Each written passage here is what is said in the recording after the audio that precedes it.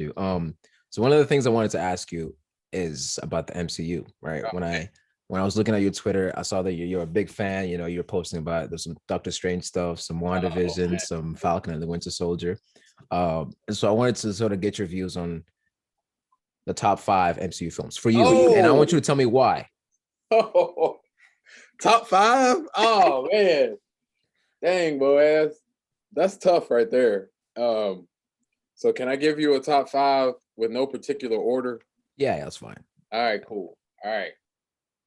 So I will say Endgame definitely is top 5. Right? So Endgame's top 5. And I guess the why behind that is that being an MCU, self-proclaimed MCU stan, you know what I'm saying? Like Endgame culminated the first like 2 decades basically of Marvel, right? So it's like if you followed all the chronology of Marvel, Endgame really summarized that very well and opened the door to Phase 4, which I'm hype about, another podcast, right? Oh yeah. Which, with that said, you also have to put Infinity War in the top 5. Many people that I personally know who are Marvel stans like myself would argue Infinity War was better than Endgame. And I think in many ways there was, believe it or not, I think that there's a lot of reason that you could argue that. I think the fight scenes in Infinity War were on point. I think Thanos pretty much like, I mean, think about this, boy. You're going to laugh when I say this, but it's real talk as you get to know me. Check this out. Think about the kind of beating you got to take to beat the anger out of somebody. Like Thanos, like beat the anger out of. I want you to process that for a minute. He beat the anger out of him. So like the way right, didn't he? So like just thinking about Infinity War and the build up with that, and again how that like opened the door for Endgame. I think that's a top 5. I think Thor Ragnarok was a top 5. Okay, yeah.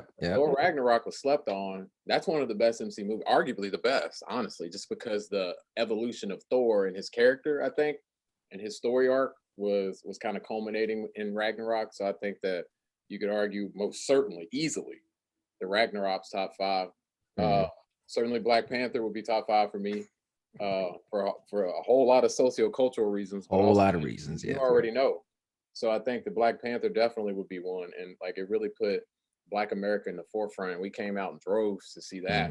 So definitely that. And then like there's some toss-ups for top. You said top 5. So I'm just gonna go some honorable mentions with that. But unpopular opinion, Doctor Strange to me is a top 5 movie. I would say Winter Soldier is also possibly a top 5. Yes. Winter Soldier slaps.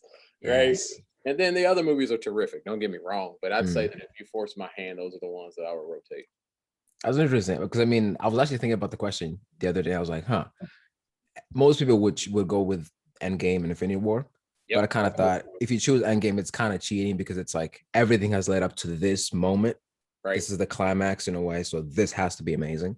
Right. But all that said, it's a great movie, and like you said, Infinity War with Thanos beating the anger out of Hulk, that is scary.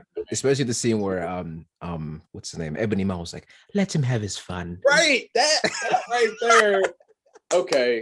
All right. I mean, we were family before the call, but that comment right there tells me where you really are though.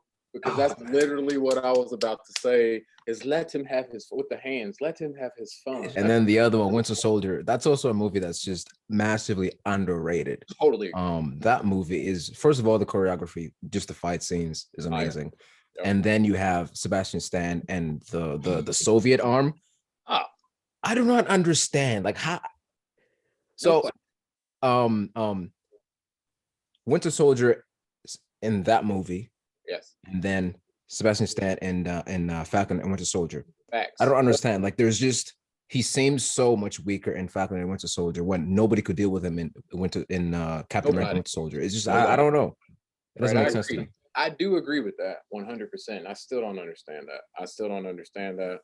I will say my man Zemo though has swag in Falcon and Winter Soldier, just to point that out. And he's over offering these kids Turkish delights though for some information. That's all I'm saying. Turkish delights in the fur coat. This guy. Right. I want that coat with the Sherpa on the hood. Come on, man. Zemo.